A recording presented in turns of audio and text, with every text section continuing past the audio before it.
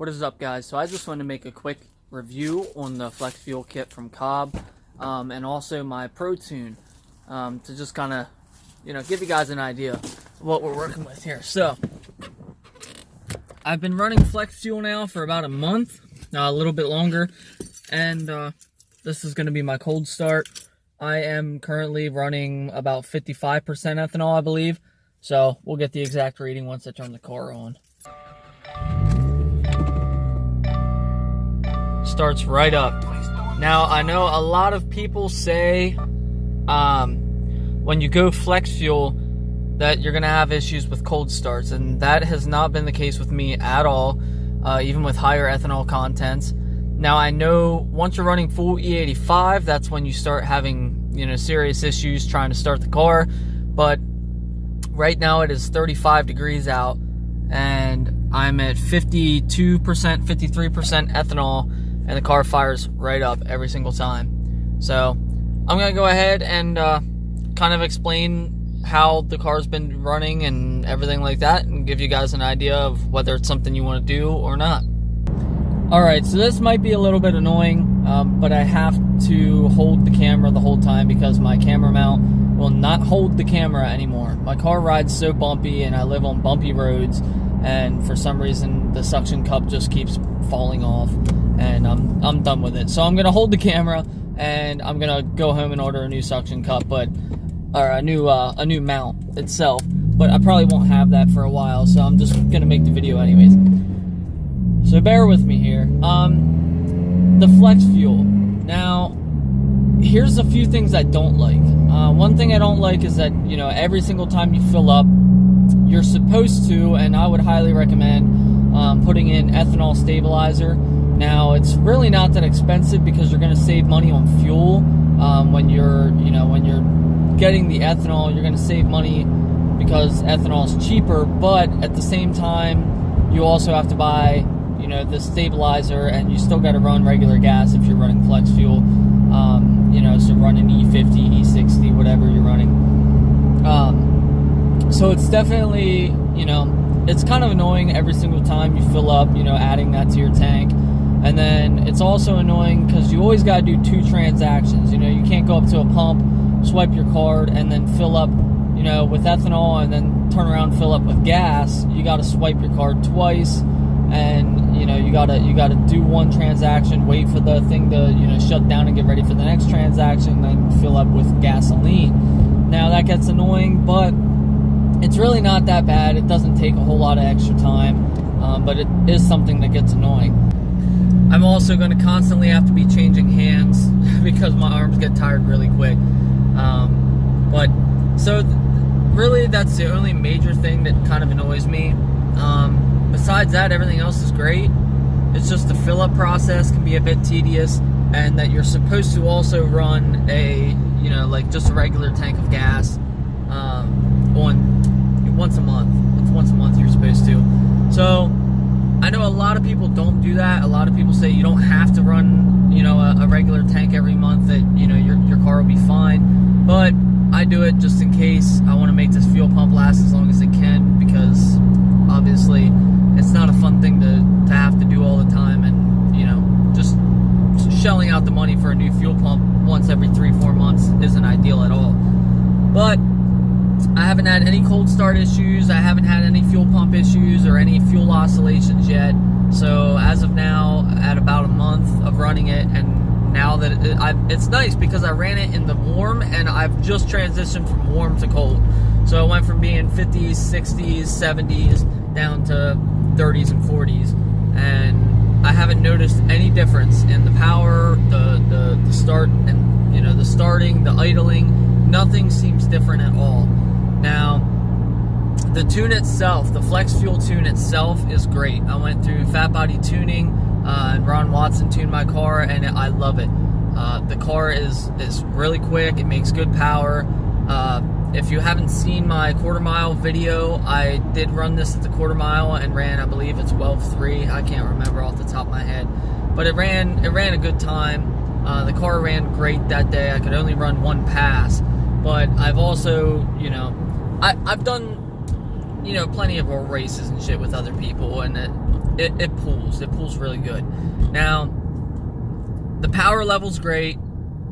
The fuel mileage is outstanding. So my car would normally get 25 miles a gallon in the city. Now, if you're not, this is if you're not beating on it. If you're just driving it like normal, you know, you're getting, you know, 25 miles a gallon in the city, you know, pretty much max on a stock map.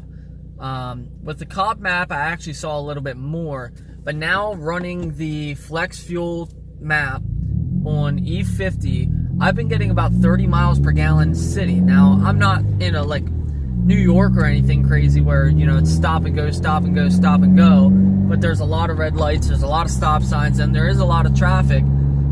So getting 30 miles a gallon in the city is pretty crazy. And then on the highway, I've seen between 39 and 40. I just took a 2.5 hour road trip up to Shenandoah, Virginia the other day, and I got 40 miles a gallon average on up the trip. I got 39.7, so that was pretty good. And the power is crazy. So even when you're getting on it, you know, even if you're constantly flooring it with ethanol, I did like a canyon run with a bunch of friends, and I reset it before we went just out of curiosity. And you know, I was getting on it a lot. We were ripping around a back road, and I didn't see below 18, and that was a lot of ripping on it. You know, so the STIs and stuff are getting, you know, that just cruising. So that's pretty awesome. Getting, you know, a solid 18, you know, just beating the shit out of the car. But as I've said, I haven't seen any fuel pressure oscillations. I haven't seen any issues with the fuel pump. It starts fine. It does make a little bit of noise, but that's to be expected with a high pressure fuel pump. They all kind of make noise. Not a big deal. So the power level seems to be good. The power band is really good. Power is consistent the whole way throughout. His map, I'm supposed to be making between 365 or between 355, 365 horsepower at the wheels, and about 355 torque. He keeps the torque a little bit low, you know, just for obviously reliability reasons. And it feels great. It really does. It pulls hard in every gear. A big thing that I hated about my other maps was up until I started running flex fuel and had a little bit more power, my highway pulls were just trash. So if, you know, I was running on the street, you know, the cars accelerate great. But once you get on that highway, you know, if you're going 65, 70 miles an hour and you drop it down and take off, you just feel like you're not going anywhere. You know, you don't feel like you're pulling away. You just, you know, and you're really, it does. It takes a while to speed up. You know, it's just something that I've noticed. And ever since my flex fuel tune, my car pulls great on the highway. And, you know, I haven't had any problems there either. And the acceleration is crazy. So I'm going to go ahead and take some videos of me doing some pulls for you guys, and then we'll talk a little bit more about it.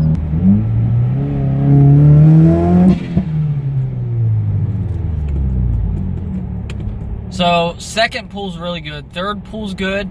But I'm actually starting to have a slipping clutch, which is, you know, I wouldn't call it the tune's fault. You know, I was really hard on this clutch, and you know, I'm making more power now, so it's to be expected.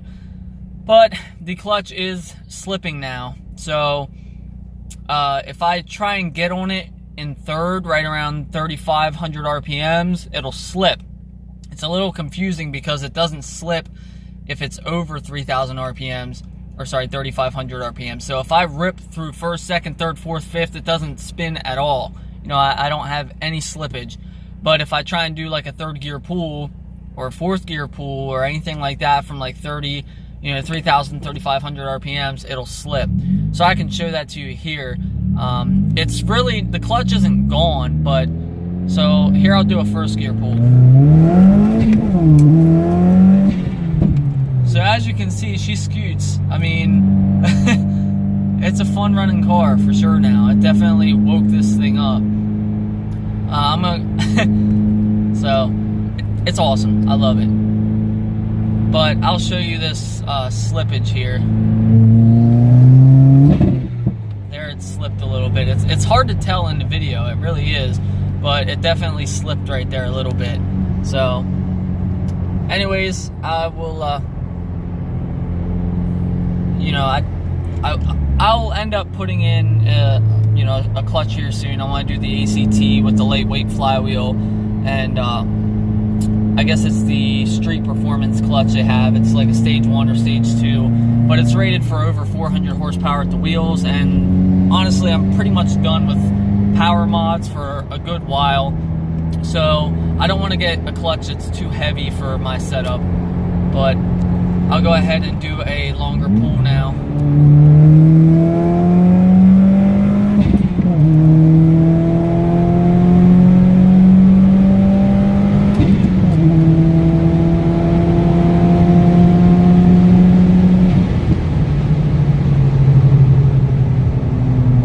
That was actually around a corner too, so kind of impressive.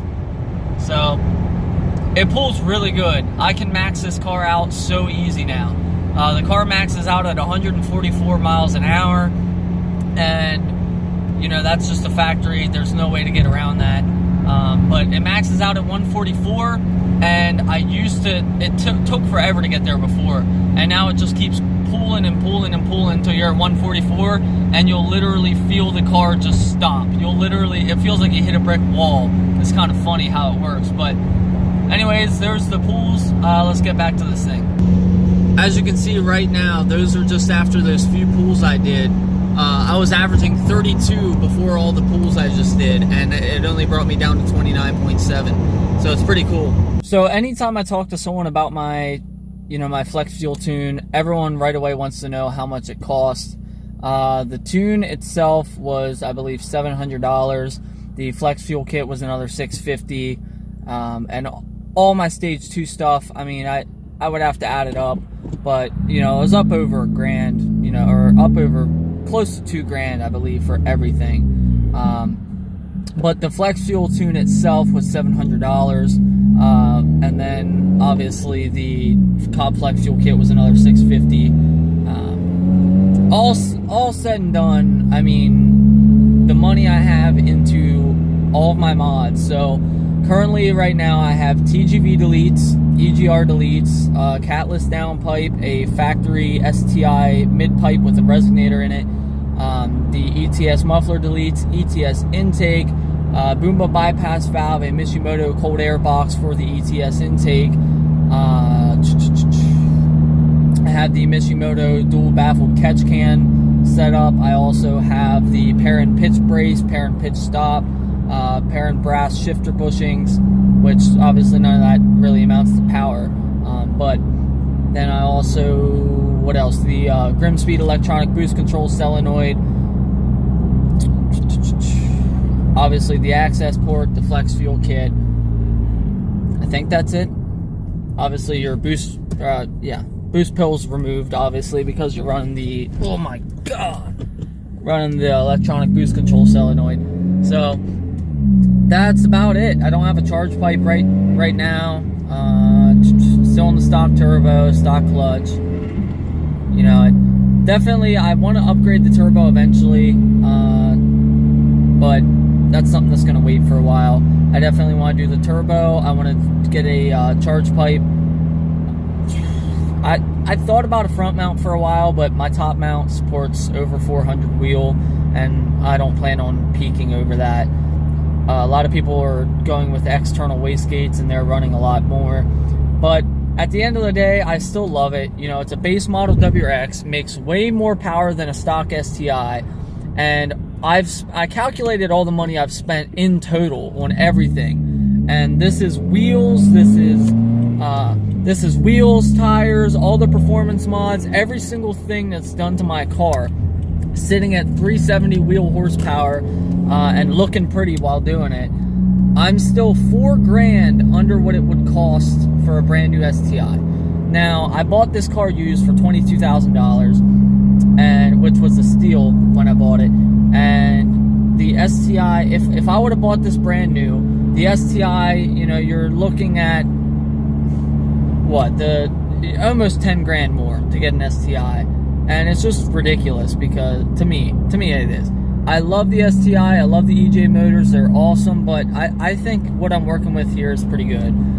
So the fact that I'm making all this power, the car looks good, and all in all, I spent about $6,000. And when I think about it, that means I'm still $4,000 short of an STI, you know, just to get started with an STI. So am I happy with my purchase? Yes. Do I like the flex fuel? Yes, I love it. Do I think the price is reasonable? Definitely. It's definitely worth it. You know, if you don't have the money for it, you know, you just save. I would not be buying stupid small mods.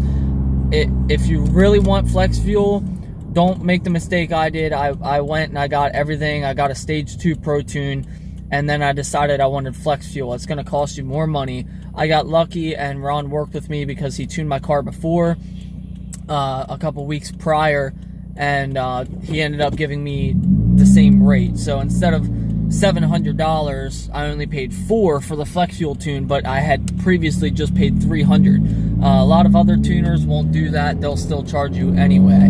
So just keep that in mind. If you really want the flex fuel, if you really want the power, just you know, save your money up and just buy it all at once, do it all at once, and then go get the tune. And to be honest, definitely do it yourself. You're going to save so much money. I did everything that's on the car I have done myself, and it saves you so much money. And it's just awesome. It's definitely worth it. So thanks for checking out the video, guys. I appreciate it. If you have any comments or any questions, just let me know. If you want to see more of the car, feel free to subscribe. I'll be posting more videos soon. And as always, thanks for watching.